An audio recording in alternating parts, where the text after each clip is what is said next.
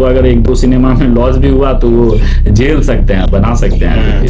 जब आपको इतने बड़े बड़े अवार्ड मिल गए हैं तो आपके जीवन में किस तरह का परिवर्तन आया है? पीएस रावल जी की कंपनी है और वहाँ से शुरुआत किया। तो एडिटिंग से डायरेक्शन की तरफ आपका ट्रांजेक्शन कैसे हो गया? बिना पापा को बताए हुए निकला था। फिल्मी कीड़ा आपको कैसे काटा? देखिए, मुंबई जाने के बाद मुझे झोपड़पट्टी में रहने के लिए मिला। हेलो एन मंडल जी, आपका स्वागत है हमारे यूट्यूब चैनल पर। जी धन्यवाद आपका कि आपने मुझे अपने चैनल पे बुलाया, पॉडकास्ट में, अपने पॉडकास्ट में बुलाया। साथ ही आपके जो दर्शक और ये वीडियो कभी भी देखने वाले को, उनको भी धन्यवाद। सबसे पहले एन मंडल जी, आप मुझे अपने बारे में बताइए कि आपकी एजुकेशन कहाँ से हुई, आप कहाँ से बिलोंग करते हैं? मेरा नाम नरेश कुमार मंडल है। वैसे मैं एन मंडल के नाम से जाना जाता हूँ। मैं बिहार समस्तीपुर जिला से दसौत गांव है, शिवाजी नगर प्रखंड अंतर्गत, वहाँ से हूँ। मेरी शिक्षा दीक्षा चौथी तक ननिहाल में हुई। चौथी के बाद 7वीं तक प्राइवेट स्कूल में, फिर गवर्नमेंट स्कूल में हुई। 10वीं के बाद मैं मुंबई गया और उसके 2 साल के बाद फिर से 12वीं की शिक्षा ली। तो मैं ज़्यादा पढ़ा लिखा नहीं हूँ, बस 12th तक है। ओके, तो ये फिल्मी कीड़ा आपको कैसे काटा? फिल्मी कीड़ा गांव में पहले टीवी सब लोगों के पास नहीं हुआ करता था, तो मेरे गांव में भी कुछ लोगों के पास टीवी था, तो हम लोग वहां जाते थे। मैं नहीं, और भी गांव के बच्चे सब जो भी थे, वृद्ध वगैरह। तो गांव में ना ज़्यादातर वृद्ध और ये सारे लोग रामायण महाभारत सब देखा करते थे। तो वहीं टीवी में देखना, चीज़ें करना या फिल्म देखना, तो मुझे भी लगा कि नहीं, मुझे इसमें कुछ करना है, बट क्या करना है आई डोंट आइडिया। मुंबई जाने के बाद फिर देखा और मैं रनर से शुरुआत किया। 3 बहुरानिया शो है, प्ले टाइम क्रिएशन का था, GTV के लिए आती थी वो शो। पीएस रावल जी की कंपनी है और वहाँ से शुरुआत किया और धीरे धीरे आज स्ट्रगल कर रहा हूँ। आप एक छोटे से कस्बे से निकल के मुंबई जैसे महानगर में आपका ट्रांजिशन हुआ। ये जो ट्रांजिशन हुआ छोटे शहर से अचानक से एकदम बड़े शहर में, तो आपको शुरुआत में किसी तरह की प्रॉब्लम महसूस हुआ था? जी, गांव में थोड़ा सा गरीब भी परिवार हो ना, तो उसका घर थोड़ा सा बड़ा होता है, मिड फैमिली का। गांव में भी गरीबी है, ऐसा नहीं है नहीं होता है, कहीं भी, किसी भी भारत के किसी भी गांव में। तो हमारा घर थोड़ा सा लंबा चौड़ा था। शुरू में तो बहुत एक छोटे का कमरे का घर था, बाद में फिर लंबा चौड़ा घर हुआ जो हम लोग देखे। मुंबई जाने के बाद मुझे झोपड़पट्टी में रहने के लिए मिला, जो मतलब हमारे गाँव में या आसपास बकरी रहने के लिए, बकरी होता है उसको रहने के लिए लोग किसान वगैरह रखते हैं। तो उस तरह का घर था। फील हुआ कि यार कहाँ ये बकरी का खोप में आ गए हैं चीज़ें, बट ठीक था। फिर धीरे धीरे चीज़ें सब सेट हुई। ठीक है, तो मुंबई आप जब पहुंचे थे तो आप मुंबई फिल्मों में काम करने के लिए पहुंचे थे, या आपने ये प्लान किया था कि पहले हम वहाँ पे काम करते हैं, ये धीरे धीरे पैर जम जाएगा तो फिर फिल्मों में हाथ पाँव मारेंगे? देखिए, मुंबई जाना ऐसे आप समझिए कि मैं ऐसे गया था, कोई ज़रूरी नहीं है कि फिल्मों में काम करने के लिए गया था, क्योंकि मेरी मॉम जो है वो बीमार रहती थी। उनका जसलोक हॉस्पिटल से भी हम लोग बच्चे थे, 4th-5वीं में पढ़ते थे, तो इमरजेंसी ऑपरेशन हुआ था टॉन्सिल वगैरह का। तो घर में अकेले चाचा अलग रहते हैं, बड़े चाचा, छोटे चाचा अलग, तो घर बड़ा सा था और कोई घर में था नहीं।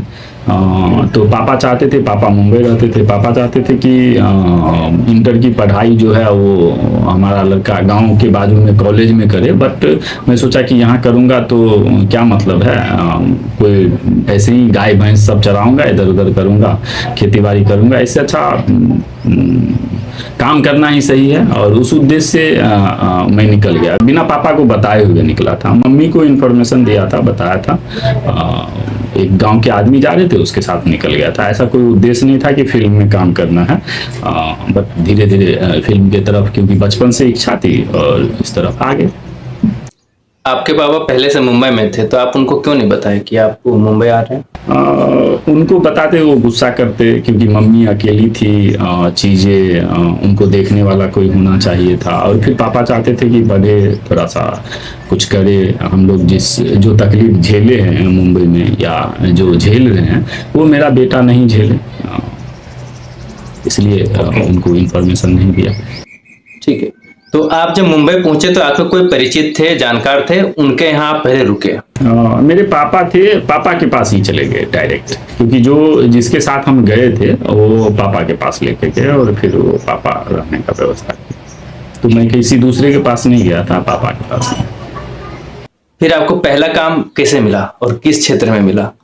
पहला काम मुंबई में बड़ी बड़ी बिल्डिंगें हैं उसमें लिफ्ट मैनी का मतलब ना, आप कुछ गार्ड होता है मुंबई में देखेंगे, कुछ लिफ्ट में अब तो ऑटोमेटिक लिफ्ट आ गया तो लोगों की ज़रूरत बहुत कम है, रखते हैं बहुत सारी बिल्डिंग में, बट ना पहले जाली वाला लिफ्ट हुआ करता था, ऐसे स्लाइडिंग करना। तो उसकी वो काम से शुरुआत हुई और 1150, हाँ 1150 रुपया सैलरी था 2002 में। 1100 रुपया? 1150। 1150 रुपया आपको आपकी पहली इनकम थी? जी। तो लिफ्ट मैन से फिर कोई दूसरी जॉब भी आप पकड़े होंगे?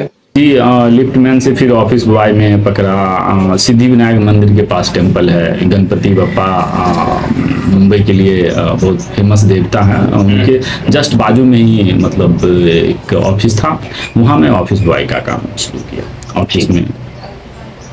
कितने दिनों तक आपने किया ऑफिस में? हाँ साल भर किया होगा लगभग। फिर फिल्मों में अचानक से कैसे आ गया आप? फिल्मों में फिर उसके बाद ना मैं साइबर कैफे में जॉब करने लगा था वहाँ मुंबई में। तो मेरा एक मित्र था, रूम पार्टनर, बिहार से ही था, अमरनाथ झा नाम था, वो ना एडिटिंग और इस फील्ड में वो काम करते थे। तो उनसे ही बात होते होते, क्योंकि मेरी भी बचपन से इच्छा थी, और वो भी पहले ऑफिस बॉय ही थे, फिर बाद में एडिटर बने और आज भी एडिटिंग का काम करते हैं वो। तो वो चर्चा करते थे कभी कभी, तो उनके थ्रू से ही आया। तो उनके थ्रू से आप एडिटिंग में आ गए? जी, उनके थ्रू से पहले मैं रनर का काम शुरुआत किया था प्ले टाइम से, और फिर धीरे धीरे मतलब किया। अच्छा, प्ले टाइम जो है वो परेश रावत की कंपनी है? जी, परेश रावत की कंपनी। ओके, और ये रनर क्या होता है हमारे दर्शकों को बताइए। रनर होता है कि जैसे शूट हुआ वहाँ से चीप, पहले टेप हुआ करता था, डिजिबीटा टेप वगैरह, तो उसको शूट से एडिट पे पहुँचाना, और एडिट पे एडिट होने के बाद चैनल्स को या मतलब डायरेक्टर प्रोड्यूसर्स म्यूजिक डायरेक्टर के लिए म्यूजिक करने के लिए उसको पहुँचाया जाता था सीडी में बर्न करके। तो ये एक रनर का काम है। ओके, तो एक तरह से एक जगह से आपने पिक किया, दूसरी जगह डिलीवर किया, फिर वहां से पिक किया, फिर तीसरी जगह सीडी को डिलीवर कर दिया। तो आप रनर से काम शुरुआत किए फिल्म लाइन में? जी, रनर से काम शुरुआत किए, फिर आप एडिटिंग में आ गए? जी, ठीक है। उसके बाद फिर आप डायरेक्शंस में मूव कर गए, ऐसा ही कुछ है? जी। तो एडिटिंग से डायरेक्शन की तरफ आपका ट्रांजेक्शन कैसे हो गया? जब क्योंकि मैं जब इस क्षेत्र में आया, काम पकड़ा, तो एडिट पे ना मैं रनर जब था तो एडिट पे देखते थे डायरेक्टर प्रोड्यूसर्स का आना, चैनल्स क्रिएटिव्स का आना, क्योंकि मेरी जो शुरुआत थी वो टेलीविज़न शो से थी। तो वहाँ ना रोज़ cut to cut in the sense कि रोज़ शूट होना 12 बजे 1 बजे तक, और फिर उसको एडिट करना चीज़ें, फिर टेलीकास्ट करना, वो तो फिक्स था, तो टेलीकास्ट होना ही था। तो वहाँ डायरेक्टर भी कभी आना, प्रोड्यूसर आना, चैनल्स क्रिएटिव्स आना, चीज़ें लगी रहती थी। तो उसमें मैं ऑब्जर्व किया कि इसमें सबसे बड़ा जो ओहदा है, मतलब जो बड़े हैं, वो डायरेक्टर और प्रोड्यूसर है। और फिर मैं धीरे धीरे मेरे मन में आया कि मुझे भी बनना है, और फिर अपने डायरेक्शंस में आपने क्या क्या चीजें बनाया है अभी तक? मैं शॉर्ट फिल्म किया हूँ, फीचर फिल्म एक मैथिली लैंग्वेज में है, हम लोगों का लैंग्वेज है मैथिली, उसमें है। और शॉर्ट फिल्म कई सारा है, टेलीविज़न शो के लिए एडिट किया है, एडवर्टीजमेंट है उसके लिए किया, डायरेक्शन भी किया, एडिटिंग भी किया। वैसे ही हमारा एक मुक्ति अभिशाप से है, मैथिली लैंग्वेज में राखी के लाज है, और नशा द एरर है। इस तरह से कई सारे प्रोजेक्ट हैं जो एडिटिंग और डायरेक्शन मैंने किया है। एडवर्टीजमेंट भी काफ़ी मात्रा में हमने किया। ओके, तो अगर कोई बंदा सिनेमा बनाना चाहता है, बजट है उनके पास या प्रोड्यूसर है, तो अगर आपसे कांटेक्ट करता है तो आप उनको क्या क्या फैसिलिटी प्रोवाइड कर सकते हैं, मूवी बनाने में किस तरह से हेल्प कर सकते हैं? सामने वाले के ऊपर डिपेंड करता है। वैसे तो मैं सिनेमा के लिए, मूवी के लिए पूरा काम करता हूँ, बट सामने वाले के लिए वो किस तरह से हमारे साथ बातचीत करते हैं, पोस्ट प्रोडक्शन के लिए, डायरेक्शन के लिए, सिर्फ एडिटिंग के लिए, तो वो डिपेंड ऑफ द सामने वाले की क्या रिक्वायरमेंट है और कैसे कोलैबोरेट करके करना है। तो हम कोलैबोरेट होके भी कर सकते हैं। कोई अगर है कि मतलब वो फंड कम हो चीज़ें और वो करना चाह रहा हो सिनेमा या चीज़ें, तो हमसे संपर्क करके हम लोग कोलैबोरेट करके भी सिनेमा कर सकते हैं। जैसे अगर वो डायरेक्शन करता है या शूटिंग का पार्ट देखता है, तो हमारी कंपनी को पोस्ट प्रोडक्शन का पार्ट दे दे। रिलीजिंग के लिए भी हम लोग मदद करेंगे। साइंस सिने फिल्म फेस्टिवल आपने करवाया था नरेश जी, जैसा कि आपने बताया, ठीक है। क्या उसका अनुभव रहा था आपको? अनुभव देखिए, इवेंट तो मैं किया हूँ,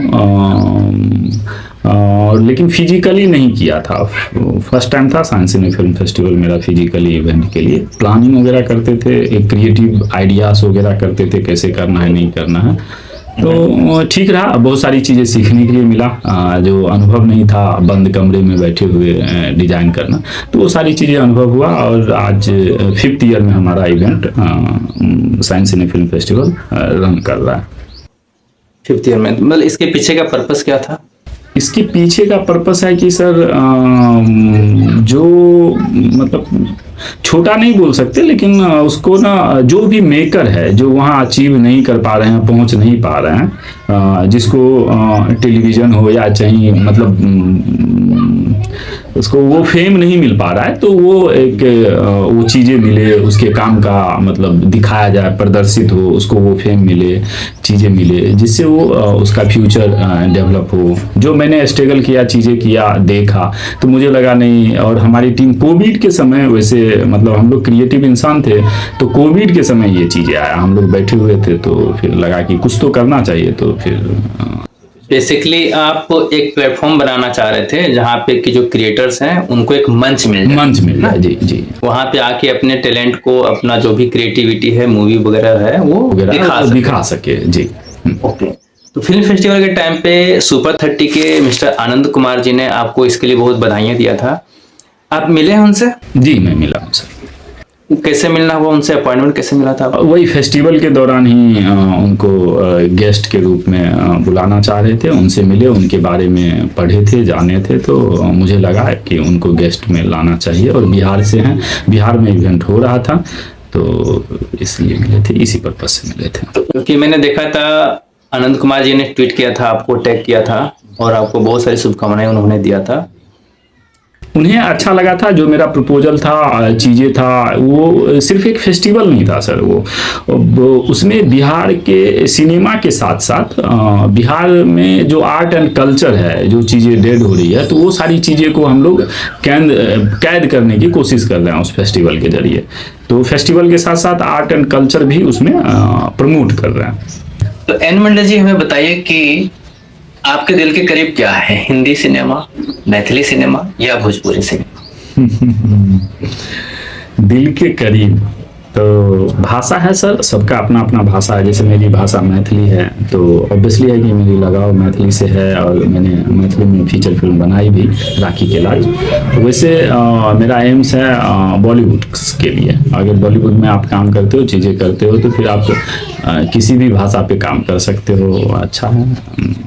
किसी व्यक्ति ने मिथिला में एक बुक लिखा है और उसमें उन्होंने मिथिला सिनेमा के बारे में लिखा है, और उन्होंने आपका जिक्र किया है कहीं बीच में। आप बताएंगे वो पुस्तक का नाम क्या है और क्या चीज था वो?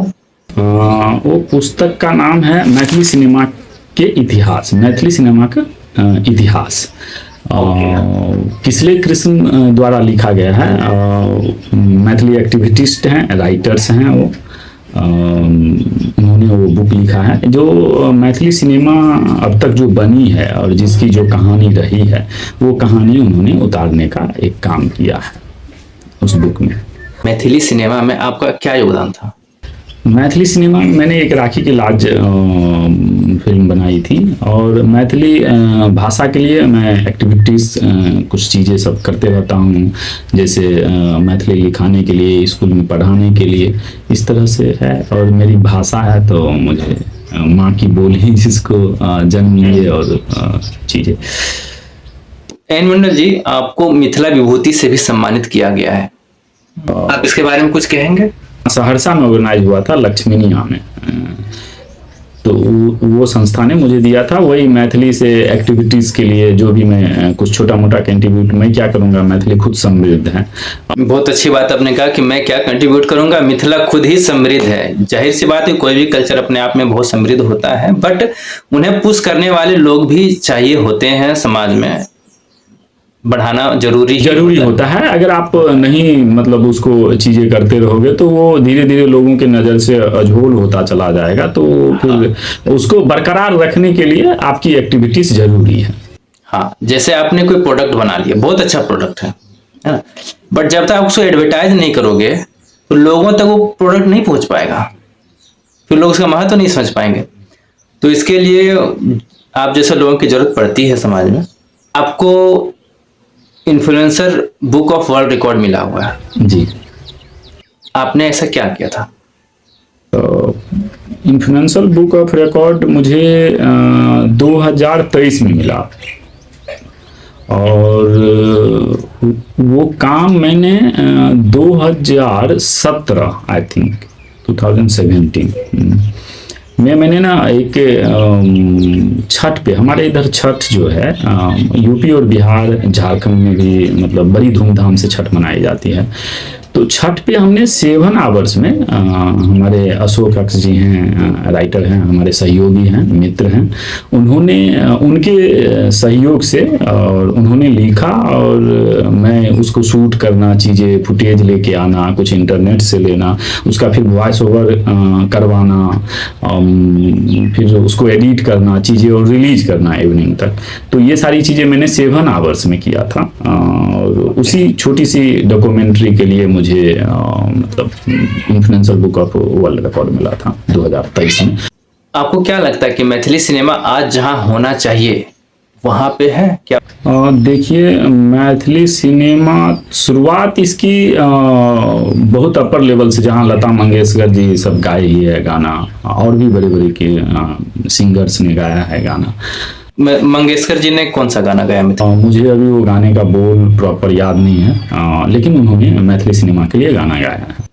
मैथिली सिनेमा के लिए गाना गाया था या हिंदी सिनेमा था उसमें मैथिली कुछ? नहीं, मैथिली सिनेमा के लिए गाना गाया है। और भी कुछ आर्टिस्ट हैं जैसे उन्होंने मैथिली सिनेमा के लिए गाना गाया है। तो इन मैथिली सिनेमा का शुरुआत बहुत अपर लेवल से हुआ था, बट अभी वो चीज़ें मतलब दिख नहीं रही है, क्योंकि व्यावसायिकरण इस पे ना उस तरह से नहीं है। और नहीं होने के पीछे रीजन है क्योंकि फंड, चीज़ें व्यवसाय नहीं है तो कोई फंड नहीं लगाना चाह रहा है, फंड नहीं है तो वो सिनेमा नहीं बन पा रही है। कोई आर्टिस्ट हैं, मतलब कोई जो डायरेक्टर हैं, वो किसी को थोड़ा बहुत पैसे के लिए उनको मतलब मोटिव करते हैं, फिर वो सिनेमा चल नहीं पाती है, वो चीज़ें बन नहीं पाती हैं, तो फिर वो दूसरा प्रोड्यूसर जो है वो इन्वेस्ट नहीं करता, फिर वो सिनेमा बंद। इस तरह से इसका धीरे धीरे जो स्तर है वो गिरते गया, व्यावसायिकरण के लिए स्तर जो है वो। लेकिन मेरा मानना है कि अगर यहाँ जैसे फंड्स का इशूज है, चीज़ें हैं, तो कोलैबोरेट करके अगर कोई चाहे, मतलब जो अभी हम लोग ने इंटरव्यू में भी आपने बोला कि अगर कोई आपसे संपर्क करना चाहे तो आप किस तरह से उसको ये कर सकते हैं। तो अगर वो कोलैबोरेशन, आप बॉलीवुड में भी देखिएगा कि कोलैबोरेशन है, और कोलैबोरेशन के थ्रू से बहुत बड़ी बड़ी सिनेमा बनी है, वहाँ मतलब बहुत मिनिमम कॉस्ट लगेगा और वो सिनेमा बन सकती है। तो यहाँ कोलैबोरेशन करना नहीं जानते हैं। मैथिली में ये है कि मैं डायरेक्टर, मैं जैसा सोच रहा हूँ मैं ही मतलब ये चीज़ें कर पाऊँगा। और सबसे बड़ी बात है यहाँ प्रमोशन, पीआर के लिए भी ना कोई फंड या चीज़ें एक्स्ट्रा निकाल के रखें, वो नहीं। यहाँ लगता है कि मैंने मतलब शूट कर लिया, चीज़ें कर लिया, शूटिंग हो गई तो मतलब सिनेमा बन गया, इस तरह की कहीं ना कहीं मनोदशा है। लेकिन इसी में कुछ अच्छी चीज़ें भी बन रही है। अभी जैसे नितिन चंद्रा की जी ने एक सिनेमा बनाया था मिथिला मकान करके, जिसको राष्ट्रीय अवार्ड भी मिला था। अभी एक उन्होंने जैक्सन हॉल्ट करके बनाया, अच्छी सिनेमा जैक्सन हॉल्ट है। अगर कभी मौका मिले तो मैं चाहूँगा आप भी देखिएगा वो सिनेमा। जरूर। हैं कुछ लोग हैं जो बना रहे हैं, लेकिन ना यहाँ खुद से तो होगा नहीं। मार्केट क्रिएट करने के लिए और व्यवसायीकरण करने के लिए ज़्यादा मात्रा में बनना चाहिए और कोलैबोरेट होना चाहिए। जैसे कोलैबोरेट होगा तो व्यवसायीकरण भी होगी, चीज़ें भी होगी यहाँ के। और सबसे बड़ी बात है कि एक चीज़ और है दुर्भाग्य मैथिली सिनेमा के साथ, यहाँ लोग दो जिला में समेट के रखे हैं उसको, दरभंगा और मधुबनी में। वहाँ दरभंगा और मधुबनी से बाहर भी निकलना चाहिए, बेगूसराय, समस्तीपुर या और जो भी मिथिला का जो क्षेत्र है उस परिवेश में जाना चाहिए। वहाँ की चीज़ें को दिखाना चाहिए, वहाँ की बोली को भी दिखाना चाहिए। वहाँ के किसी आर्टिस्ट, ऐसा नहीं है कि मैथिली सिनेमा के लिए दरभंगा और मधुबनी में ही कोई आर्टिस्ट हो, वो बेगूसराय में भी हो सकता है, सहरसा में है, समस्तीपुर में है या अदर और भी डिस्ट्रिक्ट में है। तो वहाँ से उन लोगों को मतलब उसमें जोड़ना चाहिए आर्टिस्ट के रूप में, जो जिस क्षेत्र में काम कर रहा हो, अच्छा हो, जो करता हो, उनको जोड़ के और कोलैबोरेट करके बनाना चाहिए। तो आई थिंक व्यवसायीकरण भी होगा और अच्छा व्यवसायीकरण हो सकता है सिनेमा का। वैसे अभी अच्छी सिनेमा नेपाल से भी बन रही है, बिहार से भी बन रही है। मैथिली सिनेमा का रेस धीरे धीरे बढ़ा है बनने में, और उम्मीद है कि बहुत जल्दी व्यवसायीकरण भी हो इस सिनेमा का, लोग इंटरेस्ट ले, इन्वेस्ट करें इस सिनेमा में। तो मैथिली सिनेमा बन जाने के बाद वहाँ के जो मल्टीप्लेक्स या हॉल वगैरह सिंगल स्क्रीन है वहाँ पे रिलीज होती है मूवी? जी, वहाँ होती है रिलीज। दर्शकों की भीड़ जाती है? भीड़ देखिए सर, भीड़ लाने के लिए प्रमोशन करना पड़ेगा, जो मैंने आपको बताया था। आप टेलीफोनिक हो या अपने फेसबुक से हो या अपने सोशल मीडिया को से कितना भीड़ जुटा सकते हैं? बहुत कम मात्रा में। आपके कितने कॉन्टैक्ट होंगे? बहुत कॉन्टैक्ट होंगे, कॉन्टैक्ट लिस्ट में तो 5,000, 4,000, 3,000, 2,000, इससे ज़्यादा मुझे नहीं लगता होगा बहुत नॉर्मल आदमी के पास। तो वो कितने लोगों से बात कर पाएंगे? वो कांटेक्ट कोई ज़रूरी नहीं है कि वो मैथिली सिनेमा से ही लोग हों। तो आप एडवर्टीजमेंट, बड़ी सिनेमा भी है, सलमान खान की सिनेमा हो, अमिताभ बच्चन जी की हो या किसी का भी सिनेमा हो, वो सिनेमा पीआर पे भी सिनेमा चलती है। तो यहाँ मैथिली सिनेमा का पीआर नहीं है, प्रमोशन ही है ही नहीं, बजट रखते ही नहीं है यहाँ के प्रोड्यूसर, क्योंकि डायरेक्टर चाहता है पहले बन जाए। अरे बनने के साथ आप उसका मतलब जो पार्ट रखो, तो उनका भी दोष नहीं है, क्योंकि फंड नहीं है। फंड नहीं है तो मैं इसके लिए एक सोचा कि कोलैबोरेशन हो जाए। जैसे मान लीजिए कि कोई डायरेक्टर है, उनकी कंपनी है, वो कोलैबोरेट होगी, उनकी कंपनी का नाम आ गया। कोई एडिटर है, जैसे मैं एडिटिंग और डायरेक्शन करता हूँ, अगर मेरे साथ कोलैबोरेट होता है तो एडिटिंग का मैं पैसा नहीं लूँगा, डायरेक्शन का पैसा नहीं लूँगा। एक एग्रीमेंट बन जाएगी हमारी आपस में कि हाँ, मतलब सिनेमा रिलीज होने के बाद, इनकम होने के बाद आपको ये परसेंटेज मिल सकता है, उसके लिए हमारी कंपनी का नाम जाएगा वहाँ प्रोडक्शन हाउस के लिए। तो इस तरह से सिनेमा को समृद्ध हम लोग कर सकते हैं, बना सकते हैं और ज़्यादा मात्रा में बना सकते हैं। जब आपको इतने बड़े बड़े अवार्ड मिल गए हैं तो आपके जीवन में किस तरह का परिवर्तन आया है? कुछ इन अवार्डों से कुछ परिवर्तन आया है आपके जीवन में? हाँ, ऑब्वियसली सर, किसी भी जो आदमी किसी भी क्षेत्र में काम कर रहा हो, सिनेमा हो या अलग उद्योग हो, क्षेत्र हो, तो उसको मतलब कहीं से अवार्ड या किसी संस्था से कुछ चीज़ें मिलती है तो वो प्रोत्साहित होता है, अपने आप को डिमोटिव नहीं होता कि नहीं मैं सही कर रहा हूँ और सही रास्ते में जा रहा हूँ।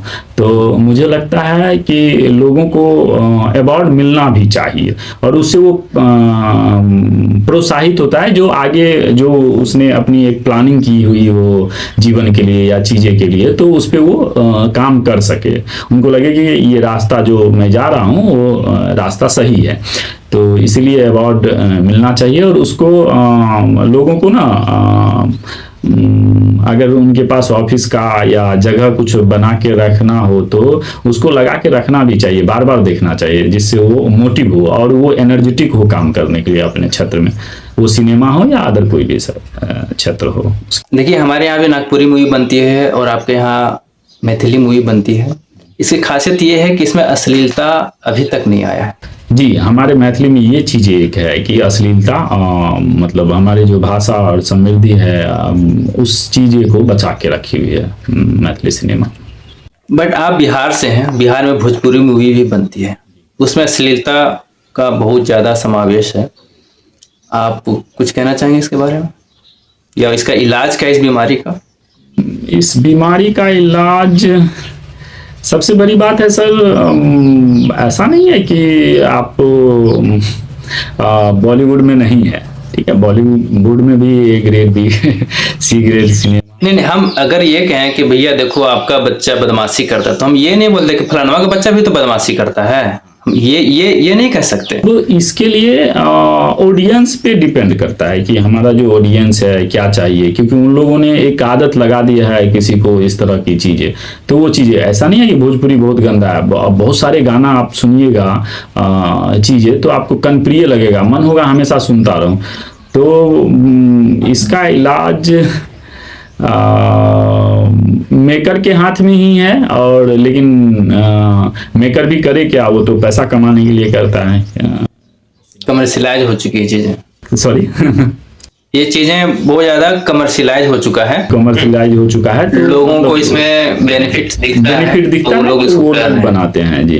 तो कोई अगर हो सकता है, लेकिन अगर मान लीजिए कि आप इस पे काम कर रहे हैं तो आप कमर्शियली एक बार नहीं सोचे, अपनी भाषा समृद्धि के लिए सोचे, तो हो सकता है आपकी सिनेमा नहीं चले, तो फिर आप हाथ नहीं डालोगे। तो इसीलिए कमर्शियलाइज हो चुका है, तो मतलब इसको ठीक करना, वही जो लोग इसमें एस्टेब्लिश्ड हैं वही चीजें कर सकते हैं अगर सुधार करना चाहें, क्योंकि उनको अगर एक दो सिनेमा में लॉस भी हुआ तो वो झेल सकते हैं, बना सकते हैं, तो फिर ठीक हो सकता है। बट प्रयास होना चाहिए, होना चाहिए, प्रयास होना चाहिए। अभी भी कुछ सिनेमा बनती है, ऐसा नहीं है नहीं बनती है, तो वो सिनेमा नहीं चल पाती है, ये चीजें हैं। ठीक है नरेश जी, आपसे बात करके बहुत अच्छा लगा, आपने बहुत सारी चीज़ों पे अपना विचार रखा और अपने बिजी शेड्यूल से समय निकाल के हमारे पॉडकास्ट के लिए भी आपने समय निकाला, इसके लिए आपको बहुत बहुत धन्यवाद। आपका भी बहुत बहुत धन्यवाद, आपने मुझे अपने पॉडकास्ट के लिए सेलेक्ट किया, और मेरी चीज़ें को आप पब्लिक तक लाने की कोशिश की, उसके लिए आपका धन्यवाद। और एक बार मैं फिर से आपके दर्शकों को धन्यवाद करता हूँ कि ये जो देख रहे हैं या जो देखेंगे, उनके लिए धन्यवाद।